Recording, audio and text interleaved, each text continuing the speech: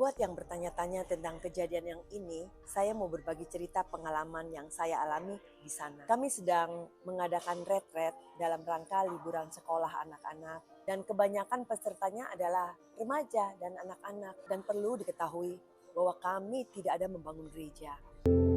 Sebuah peristiwa perusakan rumah yang katanya digunakan untuk beribadah oleh masyarakat Kristen di sana.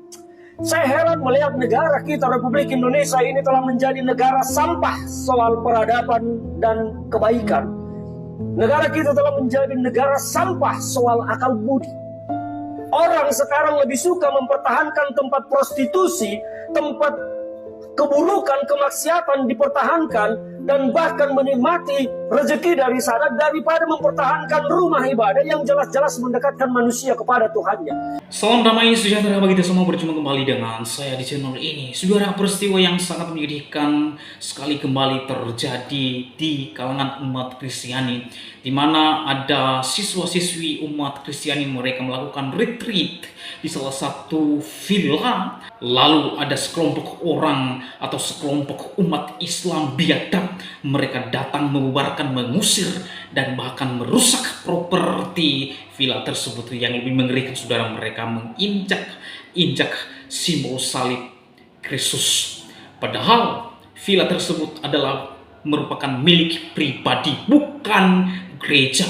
Mereka datang demonstrasi, mereka datang membubarkan dan mengusir dengan mengklaim adalah villa tersebut adalah rumah ibadah atau gereja. Padahal villa tersebut adalah milik salah satu orang Kristen, dan ia mengizinkan boleh mengadakan retreat di sana. Mereka membubarkannya.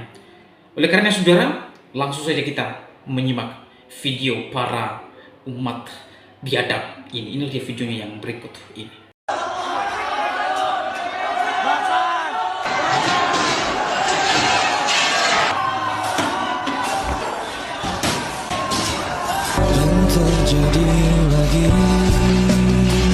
Dan terjadi lagi. Intoleransi di bagian barat Indonesia ini emang udah nggak ada obat. Jumat kemarin, siswa-siswi Kristen dari Jakarta sedang melakukan kegiatan retret. Retret itu semacam piknik rohani, liburan tapi sambil belajar kitab dan berdoa. Mereka pergi ke sebuah villa di daerah Cidahu, Sukabumi, dan mungkin warga setempat gerah dengar mereka nyanyi, lalu beramai-ramai mendatangi geruduk kegiatan retret tersebut, mengusir siswa-siswi dari villa, bahkan sampai melakukan perusakan properti dan vandalisme. Ini bukan soal izin. Jangan terkecoh dengan alasan izin. Ini murni Kristenfobia, kebencian dan ketakutan terhadap agama Kristen yang dibiarkan oleh negara dari zaman Pak Jokowi sampai presidennya Pak Prabowo. Tidak ada atensi dari negara, apalagi upaya mitigasi. Aparat tidak pernah hadir untuk memastikan kebebasan beribadah bagi umat minoritas. Ini realita di Indonesia bagian barat, Indonesia yang Kristenfobia. Dan karena pemerintah wilayah barat selalu tutup mata, bahkan sering kali memihak pada warga intoleran, mungkin kita anggap saja wilayah Indonesia bagian barat ini adalah memang tempat untuk kalian umat Kristen ikut memanggul salib. Jadi kalau kalian umat Kristen ingin merasakan tantangan dan penderitaan Yesus, beribadahlah di wilayah Indonesia bagian barat. Saya jamin kalian akan tahu rasanya ikut memanggul salib. Buat yang bertanya-tanya tentang kejadian yang ini, saya mau berbagi cerita pengalaman yang saya alami di sana. Kami sedang mengadakan retret dalam rangka liburan sekolah anak-anak, dan kebanyakan pesertanya adalah remaja dan anak-anak. Dan perlu diketahui bahwa kami tidak ada membangun gereja. Ya, karena tempat itu adalah villa pribadi, dan pemilik adalah kenalan kami. Pada saat kami sesi games, tiba-tiba kami mendengar suara keramaian di pagar. Orang gedor-gedor pagar, orang berteriak-teriak. Dan pada saat itu kami sangat kaget. Karena tiba-tiba banyak batu-batu bertebaran, batu-batu dilempar. Dan secara langsung mereka datang dan mengatakan kami harus keluar dari villa saat itu juga. Saat itu kami semua shock. Dan kami berusaha untuk tenang. Dan berusaha untuk terus menggiring anak-anak untuk bisa tenang. Dan kami keluar dari ruangan untuk masuk ke mobil. Dan pada saat itu kejadian begitu cepat. Sampai anak-anak tidak bisa membawa pakaian mereka, membawa tas-tas mereka, membawa peralatan mereka. Mereka hanya kami giring sampai masuk ke dalam mobil. Dan pada saat kami mau keluar dari gerbang, semua mobil unit kami yang kami bawa dipukul-pukul, dilemparin batu, dibaret, gores. Dan itu benar-benar membuat suatu trauma bagi anak-anak kami.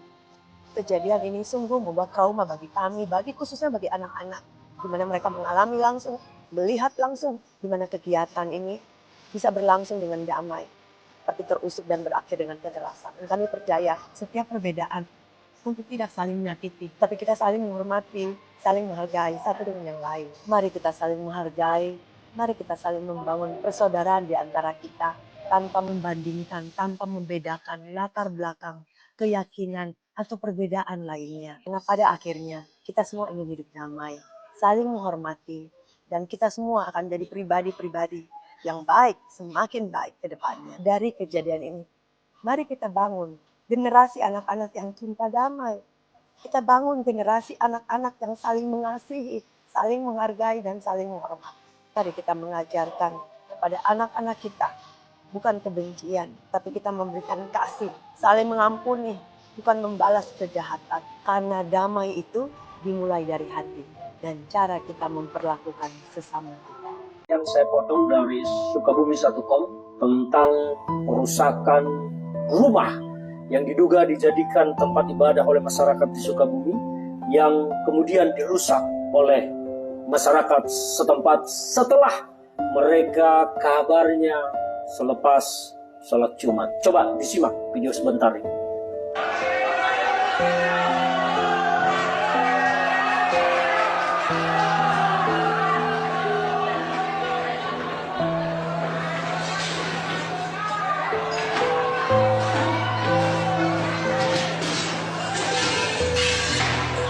Nah, itu adalah video yang saya potong.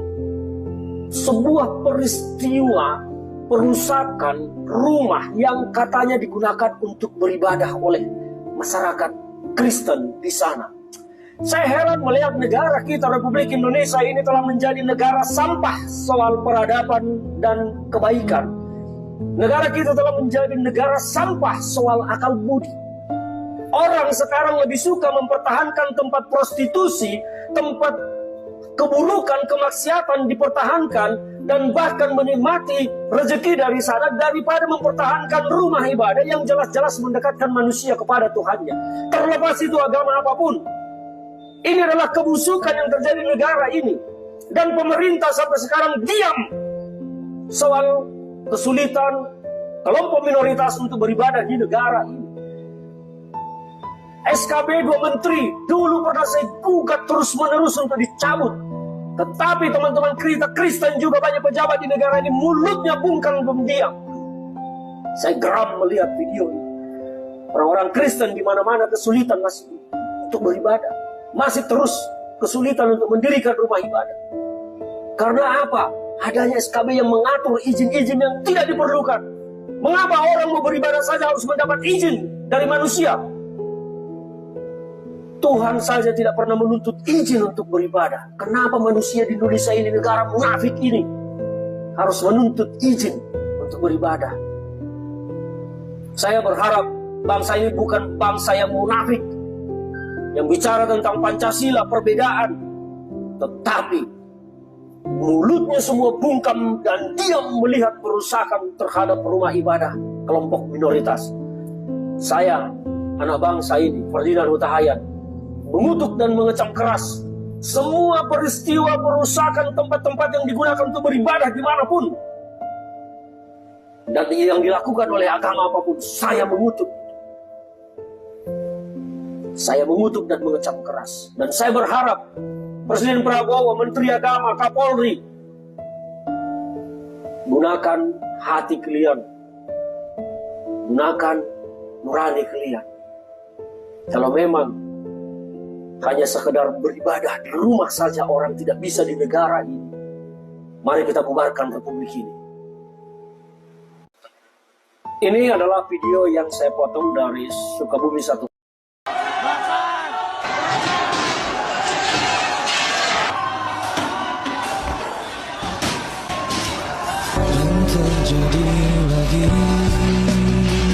Dan terjadi lagi. Intoleransi di bagian barat Indonesia ini emang udah nggak ada obat. Jumat kemarin, siswa-siswi Kristen dari Jakarta sedang melakukan kegiatan retret. Retret itu semacam piknik rohani, liburan tapi sambil belajar kitab dan berdoa.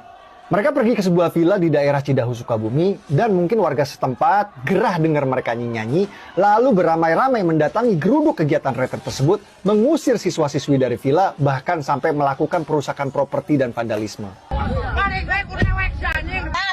Ini bukan soal izin. Jangan terkecoh dengan alasan izin. Ini murni Kristen fobia, kebencian dan ketakutan terhadap agama Kristen yang dibiarkan oleh negara dari zaman Pak Jokowi sampai presidennya Pak Prabowo. Tidak ada atensi dari negara, apalagi upaya mitigasi. Aparat tidak pernah hadir untuk memastikan kebebasan beribadah bagi umat minoritas. Ini realita di Indonesia bagian Barat, Indonesia yang Kristen fobia. Dan karena pemerintah wilayah Barat selalu tutup mata, bahkan seringkali memihak pada warga intoleran, mungkin kita anggap saja wilayah Indonesia bagian Barat ini adalah memang tempat untuk kalian umat Kristen ikut memanggul salib. Jadi kalau kalian umat Kristen ingin merasakan tantangan dan penderitaan Yesus, beribadahlah di wilayah Indonesia bagian Barat. Saya jamin kalian akan tahu rasanya ikut memanggul salib. Sehubungan dengan terjadinya insiden kerusakan rumah yang dijadikan tempat ibadah, maka dengan ini kami dari Forkopimjam Kecamatan Cidahu dan segenap lembaga keagamaan Kecamatan Cidahu serta tokoh masyarakat, tokoh pemuda menyatakan satu, bahwa situasi dan kondisi di wilayah Kecamatan Cidahu kondusif dan siap memelihara dan menjaga stabilitas keamanan di wilayah Kecamatan Cidahu. Dua, tidak akan terulang kembali kejadian insiden tersebut. Tiga, meminta jangan sampai lanjut ke proses hukum dan diharapkan diselesaikan dengan cara musyawarah mufakat. 4. Kami siap untuk mengganti kerusakan dan memperbaiki rumah tersebut. 5. Meminta kepada pemilik rumah agar rumah tersebut difungsikan sebagai rumah atau tempat tinggal dan tidak dijadikan rumah ibadah. 6. Bahwa insiden tersebut bukan pengerusakan tempat ibadah. Demikian pernyataan bersama ini kami buat untuk dijadikan bahan sebagaimana mestinya. Cidahu 28 Juni 2025 yang menyatakan Forkopimjam lembaga keagamaan, tokoh masyarakat, tokoh pemuda, Kecamatan Cidahu. Terima kasih. Nah teman-teman, itulah dia baru-baru ini yang sangat meresahkan saudara, yang sangat menyedihkan, yaitu di mana umat atau kelompok umat Islam paling biadab, mereka mengusir ibadah retret siswa-siswi umat Kristiani di salah satu villa. Lalu apa yang terjadi saudara? Sekelompok umat Islam biadab ini, ya, mereka melempari, merusak fasilitas villa tersebut. Dan yang lebih parahnya saudara, mereka menginjak salib Kristus di villa tersebut. Nah saudara, perlu diperhatikan bahwa villa yang digunakan oleh siswa-siswi Kristiani tersebut bukan gereja, ya, bukan gereja, tetapi orang-orang ini mengklaim gedung atau villa itu adalah gereja. Mereka melakukan atau mempertanyakan izin. Masa ada izin sementara villa tersebut adalah milik pribadi? Misalnya sekarang saya punya villa, lalu saya orang Kristen percaya kepada Yesus Kristus dan taruh salib di villa saya, apakah itu gereja? Ini bukan gereja, dan ini alasan-alasan mereka untuk mengintimidasi umat Kristiani di Indonesia, dan harus dilakukan dan ditindak tegas akan hal ini, karena mereka ini seenak jidat mereka, seenak udel mereka menginjak-injak umat Kristiani di Indonesia. Saya berharap kepada pemerintah pusat untuk melihat hal ini, pada Presiden Prabowo dan Gibran untuk melihat dan menindak secara tegas para makhluk halus ini. Saya setuju dengan apa yang disampaikan oleh tokoh agama Islam, yaitu Permadi Arya, yang mengatakan bahwa semenjak pemerintah Jokowi dan sampai pada pemerintah Prabowo tidak ditindak secara tegas kasus intoleran, tidak diberikan perhatian secara khusus untuk kasus ini, ya, sehingga para intoleran ini semakin menjadi-jadi dan mereka semakin bebas melakukan aksi mereka terhadap umat Kristen. Saya berharap sekelompok umat Islam biadab ini harus ditindak secara tegas. Harus ditindak secara tegas. Itu bukan gereja. Dari klarifikasi seorang ibu yang langsung mengalami dan seorang pembina retreat tersebut, ia menyaksikan bahwa itu bukan gereja. Itu villa milik pribadi, ya, yang cinta Tuhan dan yang mengizinkan boleh diadakan retreat di sana. Ya.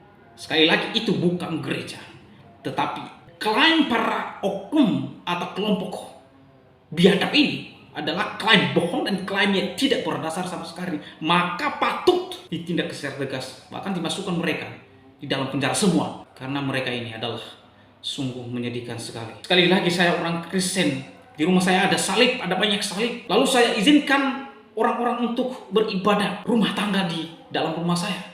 Lalu datang orang-orang membubarkan, lalu bilang izin-izin. Apakah rumah saya harus ada izin? Apakah doa di rumah saya harus ada izin? Ini kurang ajar sekali para manusia-manusia biadab ini. Harus ditindak secara tegas. Kurang ajar. Ya, saya marah kepada orang-orang ini. Kalau perlu, umat Kristiani tidak boleh dibiarkan orang-orang seperti ini. Harus dilawan. Kurang ajar sekali mereka ini. Ini biadab. Dibalik izin. Sekali lagi, saya setuju dengan apa yang disampaikan oleh Permadi Arya. Ya, Prabowo dan Gibran sebagai pemimpin negara ini harus mengambil langkah secara tegas. Kami memilih Bapak Prabowo Gibran menjadi pemimpin bangsa ini dengan harapan kami untuk ditindak tegas para intoleran, para manusia biadab ini. Ya, pada sekelompok yang mengaku beragama ini, kurang ajar sekali mereka. Ya, saya marah. Betul-betul saya marah.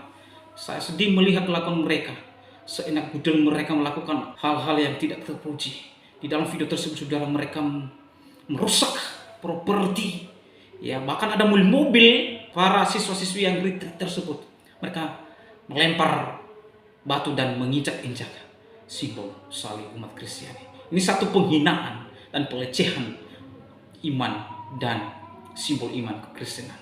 Coba kalau di simbol agama mereka kita lakukan seperti itu, apakah mereka berterima? Tentu tidak. Mereka turun di jalan dan mengusuk, ya, tuntas supaya kita itu dipenjara. Kurang ajar sekali para makhluk hidup. Ya, oleh karena saudara, sekali lagi kepada pemerintah pusat, kepada Presiden Prabowo dan Gibran raka bumi raka, silakan, ya, mohon dengan sangat untuk dilihat hal ini, untuk diberikan perhatian dalam hal ini.